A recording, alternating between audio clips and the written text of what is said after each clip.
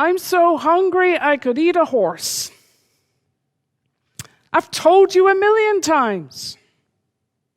You can hear a pin drop a mile away. She'd cut off her nose to spite her face. We recognize all of those phrases. We use them all the time. They are hyperbole, right? We would not expect someone to sit down and eat a horse.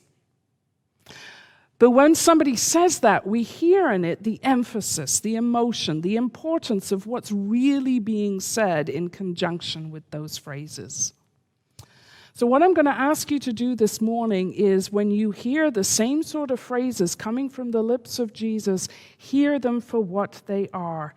He launches into hyperbole, so don't get distracted with the graphic literalist detail, but listen instead to the level of intensity, the sense of urgency, the importance of what it is that Jesus is trying to convey.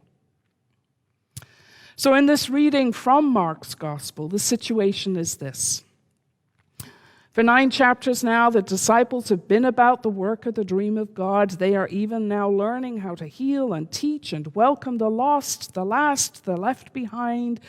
But somewhere in their good work, they have noticed that there are others out there too, healing and welcoming and caring.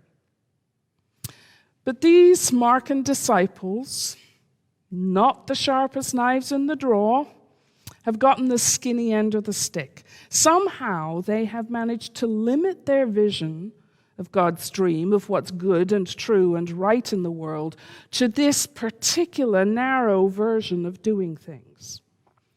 So those disciples come running up to Jesus, full of umbrage, pretty sure he's going to agree with their narrow-minded purity, their pure pursuit of pious perfection. I couldn't resist all those P's.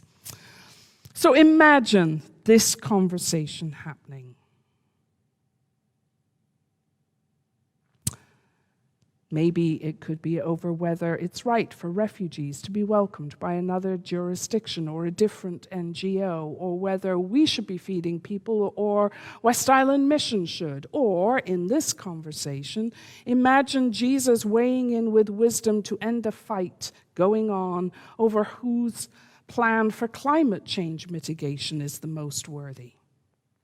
If ever there was a moment in history when hyperbole is warranted in order to get our attention, it is now.